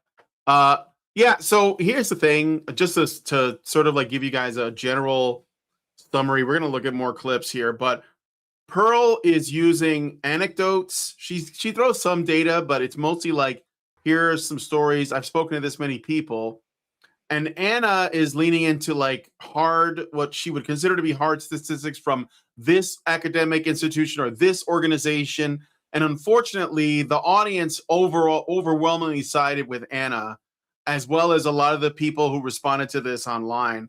And there were even points in the debate where Pearl didn't really make a counter argument. I don't know if it's because she wasn't prepared or whatever, but there is a challenge when you use anecdotes, because you can get anecdotes from anywhere. They tend to not be as convincing to people as data is. Now, you can call data into question. I think you should, because I don't tend to think that data is reliable. You know, there's that old saying, lies, damn lies, and statistics. And we already know that, you know, one of the things that we do on this channel is we go through sort of academic studies that reveal something, and we often find that it's just like bullshit, or it's like stuff that is citing other stuff that's citing other stuff, that, and it's all like this incestuous shithole of like bullshit studies, but they're, you know, peer reviewed and they're academically approved and they have all the right people that signed off on them. So we're just supposed to treat them like their data. So I think that the best thing to do is just employ logic. And if you don't have data, then you use logic. You can use logic in conjunction with anecdotes to say, you know, like, why is this a problem? And that would be the way to approach it. But Pearl's not strong on the debate side of things. So I'm not saying she's wrong, but it's just not her. It's not her strength, you know? What were you going to say, Allison? I said she's a pundit. That's what they do. They use anecdotes to illustrate emotional principles, and to emotionally to illustrate an emotional narrative. Terrence Popp is probably someone who touched her, honestly. Yeah, for In an sure. emotional level. And so she's bringing in that argument, that kind of an argument that convinced her. And also it may just be like, you remember that argument that Cassie J and Warren Farrell would probably have very, very gently annihilated Anna Kasparian here, but they had this argument on a extremely bad faith argument venue. Okay, Mhm. I remember that. It was in Dr. Phil or something? Yeah, it might have been Dr. Phil. And Yeah. you could tell the moment that Warren Farrell realized that he's not going to get anything out. And like he was not going to get anywhere with this. And he simply spent the last few seconds, like tens of seconds that he had to basically tell everyone where they could find more information on their position. Remember that? It's like he just was like, this is what you do, this is where you go find this, and then cut. And it's because he realized there was nothing beneficial that was going to come out of it, out of the engagement. It may be that Pearl doesn't think anything beneficial is going to come out of her engagement with Anna. So her point in being there was to bring up Terrence and to bring up Terrence's work and his experience. Yeah. And then everything else after that was just the payment that she had to go through for that initial what she wanted to do. So yeah, so that might be what's happening here. And honestly, again, the thing is that the other complexity of this is they're working in two different frameworks. Pearl is working in a framework where women's actions can be bad and benefiting women can result in bad things. Anna is working in a framework where she only recognizes good flowing from women and only recognizes that good should flow to women and from women, and that's it. Right? So these are two different frameworks. Anna can bring whatever data that she wants, but it's likely that it's only going to exist within that particular framework and supporting that particular framework. So that's why I say it's like this is a debate between two incompatible frameworks. But let's so how much longer does Pearl go for? I can look at I have the transcript here. So all right, there's a little bit left. Now, why am I telling you this? Because men and American veterans are put in this position because of the empowerment that feminists like Anna have pushed for. There are millions of men that have died in this country from the political power that feminism pushes. Since 1970, an estimated 1.6 million men have committed suicide. Time. We'll stop there. Wait, what? Wait, why didn't she get as much time? Divorce and family court as What? Why is he calling time? It's hardly as much time as Anna got. I don't know. hard as they are fighting for abortion, working, or becoming sex workers. Thank you. All right, let's see. What? Let's see what Anna's response is, because again, I think Okay. it's the incompatible frameworks operating. Yeah. This is gonna be a heavy one. We're gonna go now to the opening interrogations. We have 10 minutes. Do we have that on the clock? Yeah, it's fading in right there. Okay, and take it away. 10 minutes. Oh, good Lord. 10 minutes of Anna? Whoever wants to begin. Aside from the specific anecdote that you shared, which of course is tragic, And it can you happens all the cite some time. actual studies that look at the statistics and back up what you say in regard to the outcomes of marriage and divorce in America? Source? That's basically what she says. Okay, what does Pearl come back with? Because let's see. I can rattle that off the top of my head. 41% of 109 rape cases reported to police in a Midwestern city were admitted to be false by complainants. In one Midwestern city? And which Midwestern city was that? You know, you can go from your ivory tower and I'm tell not in an people what ivory to tower. think I'm and on how to this debate feel. stage interrogating your assertions, and you've only provided an anecdote. Well, no, she just provided an assertion. God, this is really like, they're not going to get anywhere with this. And honestly, I wouldn't even provide the assertion. I would just nail Anna on, can we acknowledge that society also has a duty to men and that women also have a duty to men? Because if she doesn't enter the framework where these things are important, then there's no discussion to be had. Like it's like you just can't. She's just in another universe. And you're discussing the material realities of a universe that she can't even comprehend or acknowledge exists. But I mean, if you want data on all of the things that men face, I'm not going to list. I think everybody listening to me knows that I could rattle off 30, 40 minutes right here if I was on the stage of statistics and statistical analysis on the problems that are facing men. Right? I could do that. But the real issue here is the person that I'm talking to has to recognize that the only judgment, the only legitimate, has to recognize that believing the only way, the legitimate way to judge reality or statistics or data or anecdotes or anything is not just, does it benefit women? And does it flatter women? Like, and if you can't establish that, then where do you go from there? Might as well just walk off and be like, okay, well, we live in different worlds, Anna. Hopefully your world doesn't implode. You believe that we don't have to care about men. We don't have to consider their situation. We don't have to consider their needs.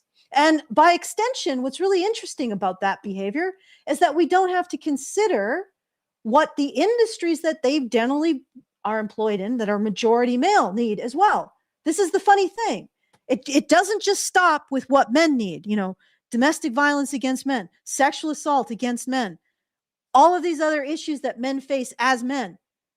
I'm also finding out that industries that are majority male don't get a say in what they need to continue to exist.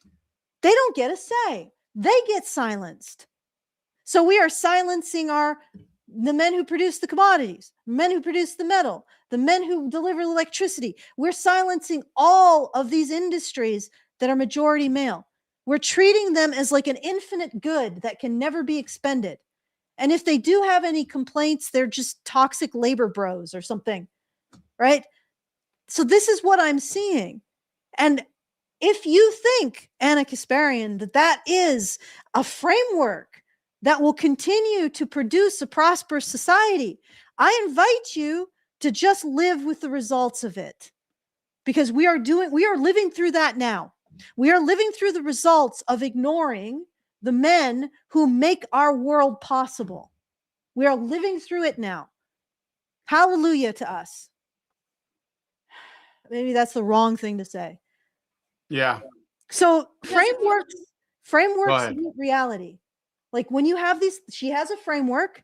She has a framework of what is important and what isn't important and what can't even be spoken of.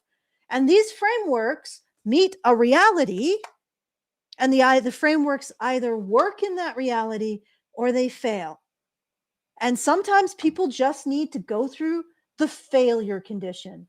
They just need to go through the pain before they realize that their framework does not work.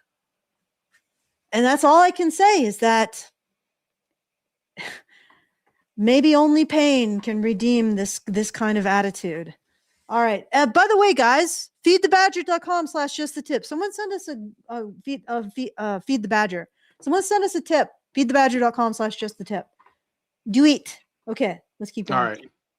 Look at the data, which I did, of course. You'll find that women are twice as likely to fall into poverty after divorce. Right, because they can't Alimony stop is spending. paid out in 10% of divorces. According to the Census Bureau, the average child support payment is $441 a month, and only that's to men who have like multiple babies and exist in poverty. And also women default more often. And the real thing is that men actually get hit worse after divorce initially, but they recover. Okay? And they recover because nobody's giving them handouts. Let's keep going. Right, but how Of much are those they payments making? get paid out. How much? Women do not get child custody 90% of the time, as you have asserted before. In fact, 95% of custody cases are mutually agreed upon outside of the courtroom. Women get full custody 40% of the time. Was it 95% of Wait a custody second. Wait a cases? second. Wait a second. She's establishing the frame again. That's exactly what she's done. I even got sucked into it. So she's reestablishing that the only thing that matters is what happens to women. Okay, maybe these are problems that women face. Right? Maybe they are more poor after divorce. Shouldn't get divorced then. But, you know, maybe they have more post-divorce regrets. Presumably until they get married to a new guy. But whatever. Let's allow that. How does that negate what Pearl said? Can you explain that, Brian? It doesn't. If an overwhelming majority of people basically just come to an agreement outside of court, maybe it's because the men don't want to pay for lawyers. Maybe they can't afford them. Yeah, but Maybe they're just going along. saying? Maybe they got legal advice and the lawyer said, "Dude, it's not worth it. She's gonna take everything. Just make an agreement with her. Work it out." Like she's Yeah. saying, because what she's implying by that study is that it's consensual and they both made an agreement and they're both happy with their decision. But I don't think that's how it goes. I think that again, it's anecdotal, but the guys I know that had gone through a divorce, they didn't go through the courts because they didn't want to pay even more fees on top of everything else. So they just said, okay, we're just going to like figure out how to split these things and I'll take care of you and I'll do this. And they just work out an agreement because they don't want to pay the additional costs of lawyers. And they know that it's not going to work out for them anyway. So they're just like throwing money into a hole because they're not going to get the kids. They're not going to get the house. They're not going to get, they might as well try to work it out. And then in a lot of those cases, the women go and lawyer up behind their backs anyways, because they know they will get more. They're like, well, I can get more if I lawyer up. Okay. Fuck him. So But I'm just saying like this, like she's making a claim that there is Pearl's just butting her nose into personal business. These people, they're figuring this out on their own. But no, Pearl, that's why she's not letting Pearl talk, because Pearl does know that it's not as simple as that, basically. Well, But here's anyway, the go other ahead. thing. All right, okay. Here's another reframing. First of all, okay, so what? All right. Yeah, maybe women are worse off. Does that justify only looking at issues that face women? Does that justify saying that women are the only ones who have problems? Therefore, we don't need to look at the problems facing men. Because that's her framework. She's essentially saying this stuff as her framework. She's denying the divorce. But here's the other thing. When shared custody, which was a men's issues position, is adopted, not only do women divorce less, they are less stressed after in the case that they do divorce. And they are also financially better off. So this is a problem that has a solution, and that solution is to include men in the equation. So any kind of framework, feminist framework that excludes men also harms women. So, I mean, yeah, sure, Hannah, you can bring up, women are harmed by divorce, but I got a solution that includes men. And the only way that you can prevent this is by including men. So your framework is still wrong. You can bring up all the women's issues you want, or in this case, your framework is still wrong because it doesn't address them either. Yep. Okay. All right. Men do get full custody 20% of the time, and 40% of the time it's shared custody, which I think is the ideal situation, assuming that neither spouse is abusive. I think the ideal situation is them staying together, but okay. And Pearl, excuse me, before you respond, if you could take your microphone out and hold it, it would be easier to hear you. Okay. He's too tall. Yeah, this is so what she said was that men get custody 20% of the time. 40%, I think, if they ask for it or if they fight for it, she's saying. Yeah, that's Well, horrible. most of the time they don't fight for it because their lawyers tell them don't bother. Like they're not Yeah, going to they win. don't. But that's just that, and also that's a horrible statistic because the men who usually fight have reasons for doing so, for fighting for sole custody. Yep. Like that is not a fair comparison, because often when I looked at these studies that show that men are more likely to win custody, they indicate that this is in a situation where often social services have gone to the father and said, you got to get this kid out, or your kid's going to die. Your ex-wife is going to kill the kid. And the father goes and he's fighting for custody in those circumstances. And when you understand that there's a high percentage of men, fathers who fight for sole custody in those circumstances, the fact that they win it only 50% of the time is terrifying. Terrifying. Right? And the women who fight for sole custody, because they compare the population of men who fight for sole custody to the population of women who fight for sole custody, the women who fight for sole custody are not usually fighting because the child's life is in danger.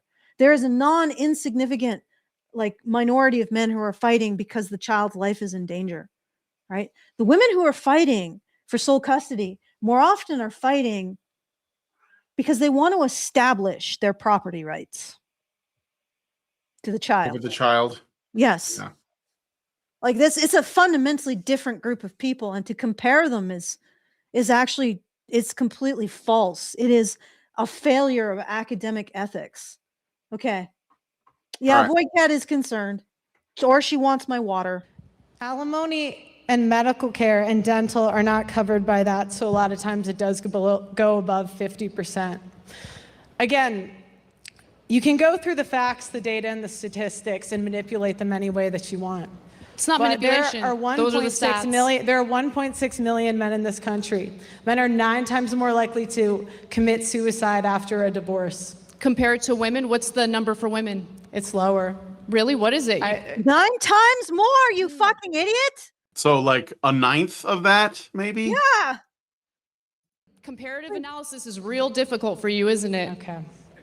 Jesus fucking Christ. What a... Go ahead, Pearl. What's your next question?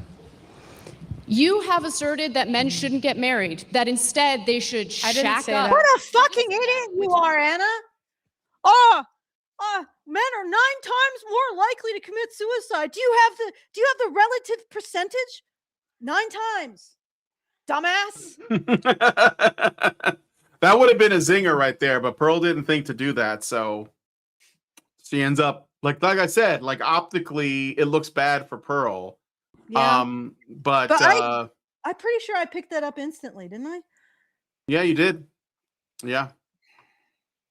Trent Oh, Horn, good Lord. word for word, you said it makes more sense for them to shack up, live with a girlfriend instead of getting married.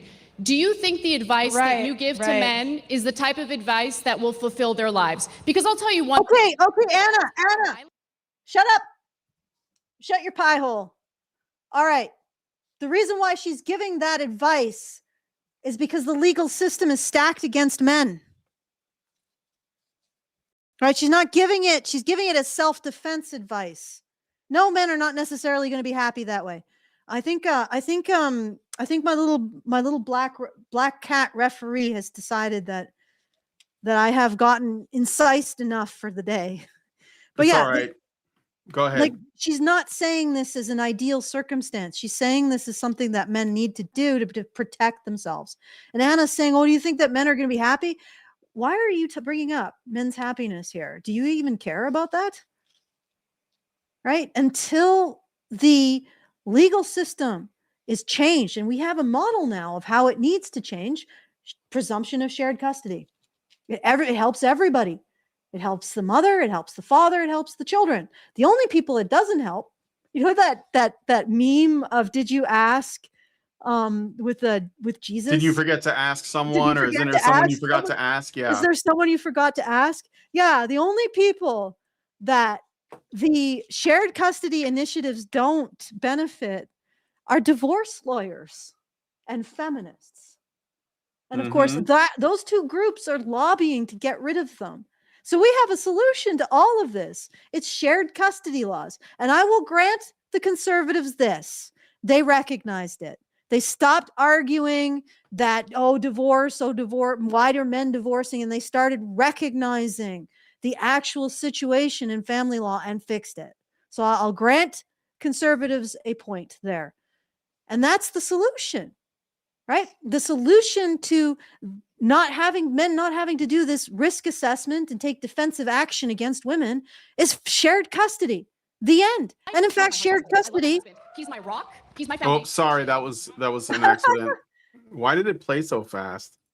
Yes, Let me you love change your that. husband because he's yours. He's your property. Right? Mm-hmm. That's why people could love, their slaves, but hate escaped ones. Okay? He's your property. He's yours. That's why you love him. If you don't actually care about men as a whole, that's probably why you love your husband.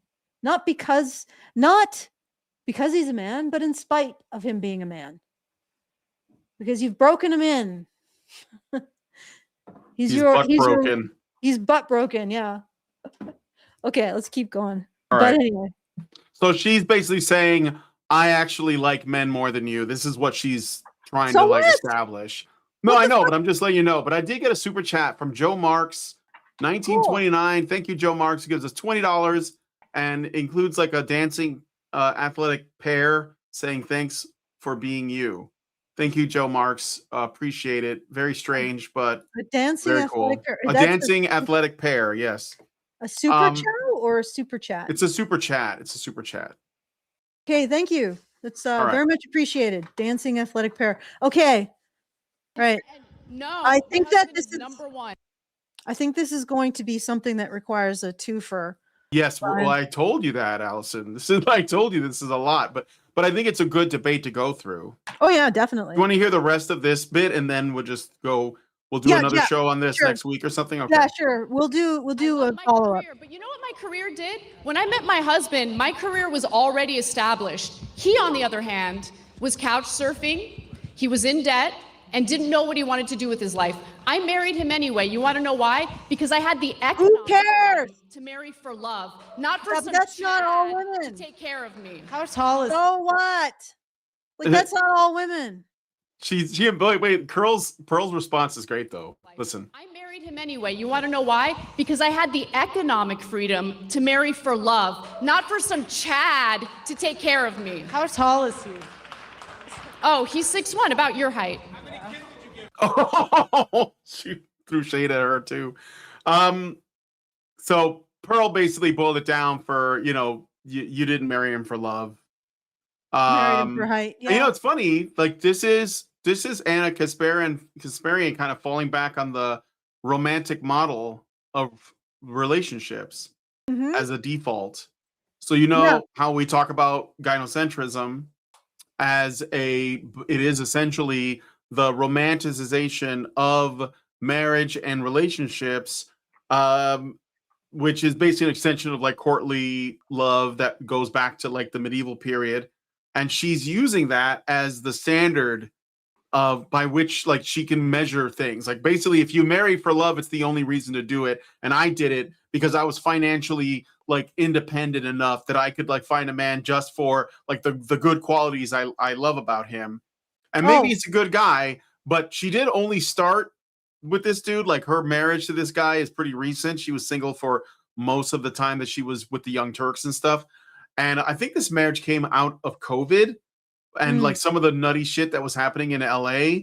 And she like met a guy who lived in her building that was good to her and turned out to be like a right-wing guy. And this might be that guy. So, but yeah, she says, oh yeah, he was a couch surfing loser. It's kind of shitty that she's like throwing shade at her husband by basically saying I was like the boss bitch and he was nobody and I married him for love. So it's like he's like I'm a gift to him. Do you see what I'm saying? How that's sort of presented? Yeah. Also, Senior Stick says, and I don't have any confirmation that he was an ex-pro athlete. Oh, okay. Well, yeah, I think so. 6'1" and built like a Mack truck, probably. I think that's right, Senior Sticks. I think it's right. Yeah, so it's there's a little bit of sweetening. Kind in of a this meal. Chad. kind of a Chad. There's a little Just sweetening in an this ex deal. Chad. A little sweetening in Anna Kasparian's marriage deal there. Yeah. That she's not admitting to. But yeah, this is but again, what's the point of this? Like, seriously. Yeah, there exists women who will marry an ex-pro athlete who's 6'1". You know, if they are financially capable of doing so. Yeah, that's fine, but still, the largest risk factor for a man getting a divorce is losing his job around the world. And the biggest the biggest causal factor for a man being married is earning half as much more than the average man in his cohort. So doesn't matter, Anna. You may be an outlier. Congratulations to you. You don't establish the rule. And the fact is that if we want to pursue a romantic idea of love, perhaps we shouldn't embrace narratives that make men so inferior or seem so inferior on the moral axis, the emotional axis, the personality axis, the physical attractiveness axis, the sexual desirability axis, the expressing sexual desirability axis, the axes. Okay. The narrative around men in our society is so toxic. Like, on every single level, men are seen as inferior and not good investments for women, right? That's what we say about men. We say they're poor lovers. We say their desire is toxic. We say they're unesthetically appealing if they're short, or if they don't hit a very narrow boundary for looks. We say their personalities are bad. We say their emotions are underdeveloped, which is astounding if you think about it. And we say that they are less moral on every level that you would use to connect to a person emotionally and physically, spiritually, romantically, sexually. We say men are not worth it to women.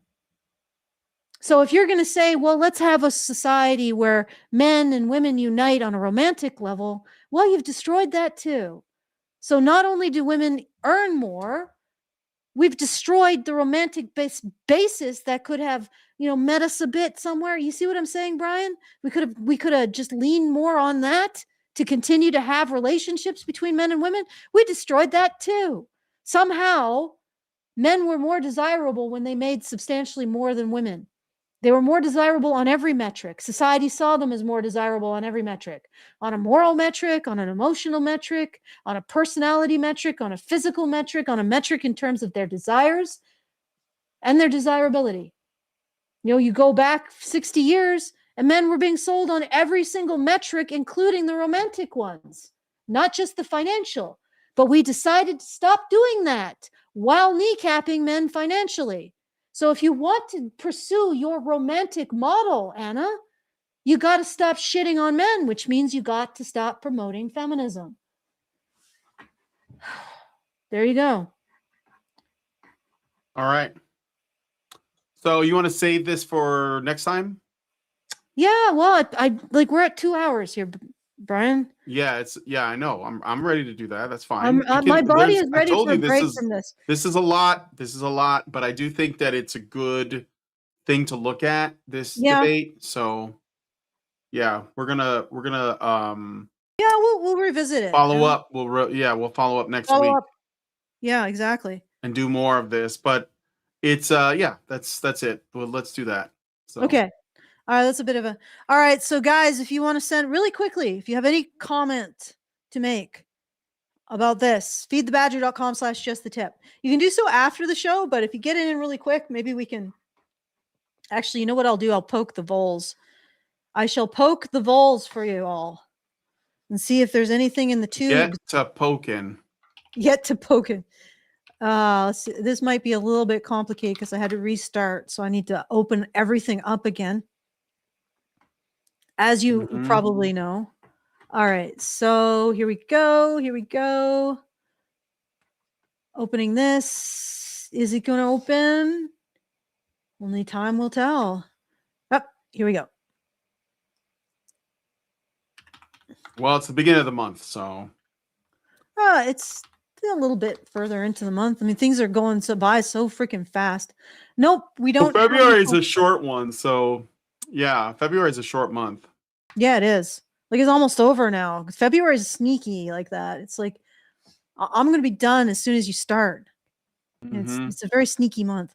All right, so feedthebadger.com/justthetip. You can send something at any time after the show is over, and we will receive it and we will respond to it. And since we're probably going to be revisiting this at the next show, if you have any commentary at all, send it there and we can talk about it next time. All right, there you go. So fundraiser isn't up yet. It's going to be at feedthebadger.com/support. So look out for that. And I will hand it back to you, Brian. Okay. Well, if you guys like this video, please hit like, subscribe if you're not already subscribed, hit the bell for notifications, leave us a comment, let us know what you guys think about what we talked about on the show today, and please share this video because sharing is caring. Thank you guys so much for coming on today's episode of Maintaining Frame, and we will talk to you guys in the next one. Men's rights activists are machines, dude. Okay? They are literal machines. They are talking point machines. They are impossible to fucking deal with, especially if you have like a couple dudes who have good memory on top of that too. Holy shit, you're fucked. Hey, I'm hungry. Will you feed me? Please, I'm starving.